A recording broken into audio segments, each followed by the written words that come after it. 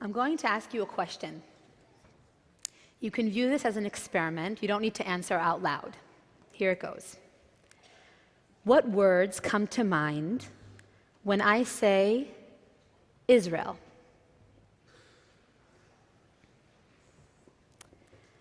This evening, I'm going to try and share my Israel story with you in a few words. It's not a 70-year-old story, but rather the story of my life, a short 30-year-old tale. In the process of writing this sermon, in honor of Israel's 70th birthday, I wondered, how can I possibly summarize and explain an experience of growing up in a place so unique and complex? For help, I turned to my friends on Facebook. I asked them the same question that I asked you. Of course, being Israeli, many of my friends ignored my instructions and wrote much more than just a few words. I cannot share the whole list with you, but here are just a few of their words used to describe our country. Home. Dynamic. Dream. A walking miracle. Chocolate milk in a bag. If you're not familiar, this is a drink that we hand out to kids in daycare and summer camp, and it's a popular icon. You should try it. A constant argument with God. A calling. A challenge. Sadness for the home we destroy. Innovation. Hope. It turns out that Israel means a lot of different things to a lot of different people. Over the years, I have grown to understand that the place that I call home is also a symbol for many people, cultures, and religions. I remember being in a delegation of young adults from Reform congregations in Israel, Germany, and the United States. We spent a day in Jerusalem with an organization called Ir Amim, which educates groups about the division of Arabs and Jewish territories in the city.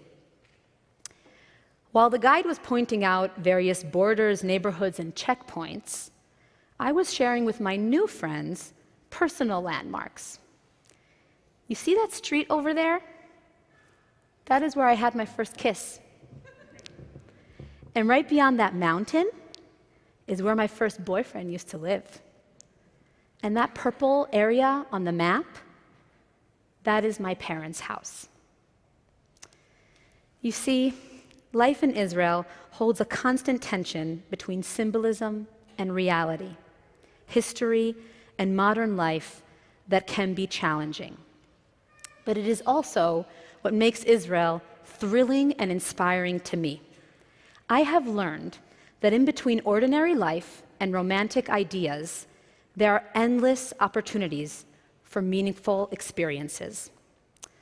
I remember during the Second Intifada, I was in high school. My father came to us and said, "Kids, this is getting dangerous. I think we should move to the United States." To which all 5 of us replied, "Great, Abba, you go ahead and we'll send you a postcard."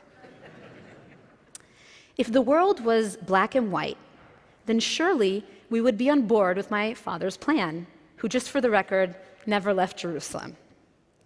But that is not the case. Those hard years of the Intifada taught me that there are not good people and bad people, right choices and wrong choices, safe places and dangerous places. In between the symbolic Israel, the Israel that's over here, Shel Mala, and reality, the Israel Shel Mata, there is a spectrum of truths, values, and understandings that coexist. That is where I believe that we live, in between. In the in-between, there are unexpected and unintentional bridges. For example, one of my favorite songs growing up was Shabbat HaMalka, Shabbat the Queen. Boi, boi, HaMalka, boi, boi,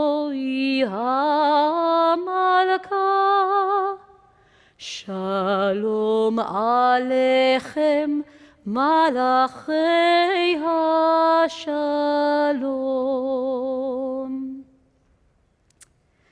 I associate this song with my congregation, Kehilat Kora Neshama, in Jerusalem, where I also went to kindergarten. My parents, both Olim, immigrants from Baltimore, sought a place that reflected their values as liberal Jews. They were looking for a kindergarten, and they found a lifelong community. On Fridays, in this Reform Israeli kindergarten, we would have a mini Kabbalat Shabbat and sing the tune that you just heard. And later that evening, when we would go to shul, we would sing it again in the main sanctuary with our rabbi, who often opened services with it. All signs showed that this was a prayer as good as any preparation prayer for the Sabbath day, except that is not intentionally the intentional intention of this prayer. It was not meant to be used in a prayer service at all. This poem, composed by Chaim Nachman Bialik in Odessa at the beginning of the 1900s, was designed to teach Zionist children Hebrew. Through the melody you just heard and the text that I will recite in a moment, Bialik wished to connect the future generation to a concept of Judaism as a culture rather than a religion that centers around the cheder and shul, a new Judaism. Here are the words that the children in Odessa recited. The sun has already disappeared beyond the treetops. Come, let us welcome the Shabbat Queen. She is already descending among us, holy and blessed, and with her are angels, a host of peace and rest. Come, O Queen. Come, O Queen. Peace be unto you, O angels of peace. Bialik may have never imagined that a little girl in Jerusalem would recite his poem in an egalitarian shul. And yet, that is the Israel that I know and love. It enables exactly that, a merge of ideas, a blurring of the lines, a new Judaism that does not look exactly like the pioneers thought it would be, but is exciting nevertheless.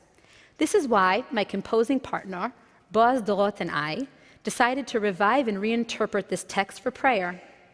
Our setting begins with the original melody and continues with our own tune. We have used it in prayer services inside and outside the synagogue. Hachama merosh, ha'ilanot nistalka, bo'u v'netzeh likrat Shabbat hamalka. החמה מראש, האילנות נסתלקה. בואו ונצא לקראת שבת המלכה. הנה היא יורדת, הקדושה ברוחה. ועם המלאכים צבא שלום ומנוחה. בואי בואי המלכה, בואי בואי המלכה.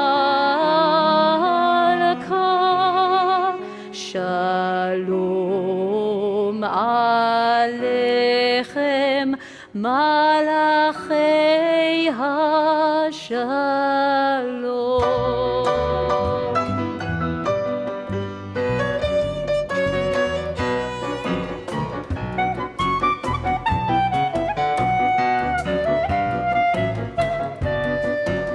Boi boi hamalka, boi boi hamalka, boi boi hamalka.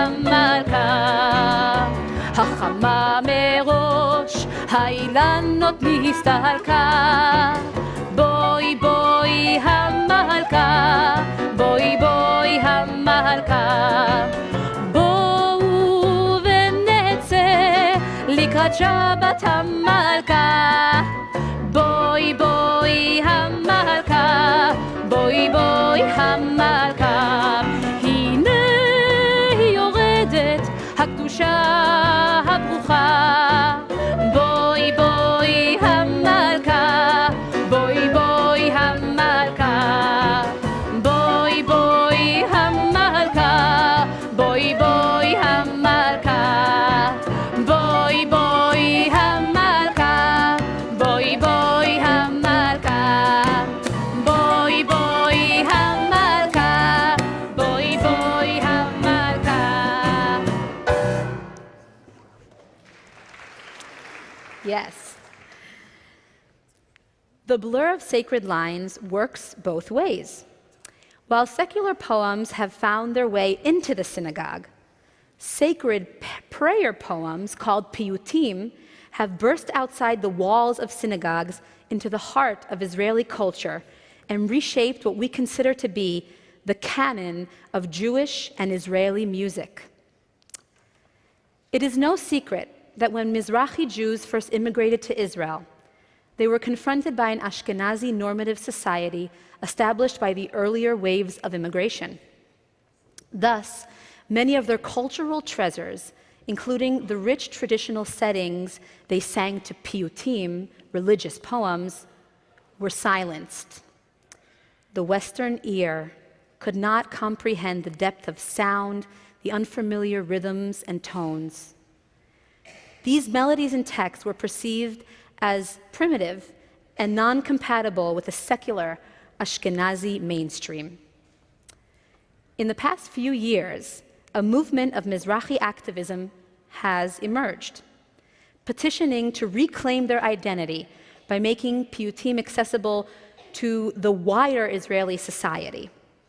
And boy, have they been successful. They have created singing communities all over the country, annual festivals featuring the most famous Israeli artists. They founded archives, radio channels, websites, and more, making it an act of ignorance to lead a relevant prayer service in Israel without including piyutim. On that note, I would like to share a piyut composed by Rabbi Shimon Bar Nisim in Baghdad. He ended his life in Jerusalem, made Aliyah in the 1950s, that has become associated with Yom HaAtzmaut due to the joyful Iraqi melody and uplifting text celebrating the return of Am Yisrael to the land of Israel. מה נבו עלי ההרים רגלי מבשר שלום בבניין עירך מה נבו עלי ההרים רגלי מבשר שלום בבניין עירך כל צופייך יישאו כל רינה התנערי מתוך מגינה עין בעין תרי שכינה ושבו בנייך לגבולך מה נבו עלי ההרים רגלי מבשר שלום בבניין עירך לשבויים דרור בשיר ומזמור אל בית הרמור יישב ילך סולו סולו את המסילה פיצחו רננה ותהילה יבוא מבשר בלשונו מילה קומי אורי כי באורך מה נבו עלי ההרים רגלי מבשר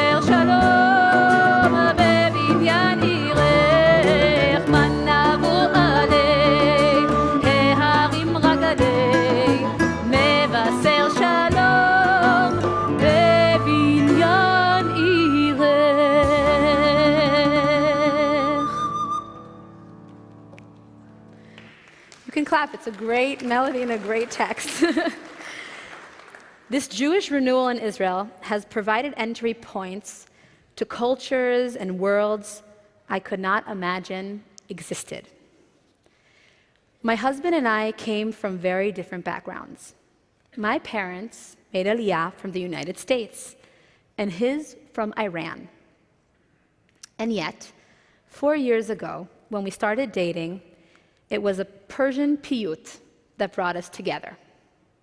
One that I learned from the leaders of the piyut movement and led in a service that my husband attended. Later that evening, he encouraged me to sing the piyut written in Judeo-Persian to his parents and relatives.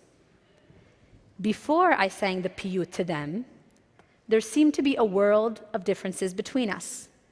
Although we all shared a love and admiration for the man who is now my husband, we struggled to understand each other's customs and ways of life. After I sang, there was not a dry eye in the room. It was not my voice, I think, that moved them the most, but rather a memory of a world they used to know. They joined me in song, and we've been singing ever since. My Israeli story is constantly being rewritten. This does not make me unique, but just Israeli. Take, for instance, one of our most iconic folk songs, Yerushalayim Shel Zahav, Jerusalem of Gold. Nomi Shemer, who wrote the song in April of 1967, was hesitant at first to compose a song about the deserted city, where Jews were not able to visit its holy sites. She described the city as a hostage in her dream, a place in which the wells have dried, the marketplace is empty, and yet it is still a city of gold. The song was a hit, and 2 weeks later, we unexpectedly won the Six-Day War, and it became the unofficial anthem of Israel. Suddenly, Jews were able to visit the wall and other holy sites, and so Shemer added a verse, declaring, "We have returned to the wells and the marketplace to hear the shofar blow above Temple Mount in the old city." It would be a shame if Jerusalem of gold were to become yet another static symbol in a highly symbolic place. Instead, I would like to offer that when we hear Yerushalayim Shel Zahav, we open ourselves to the adjustments that life requires, that we gain the courage to rewrite our song, to add a verse to our narrative, especially in our sacred places.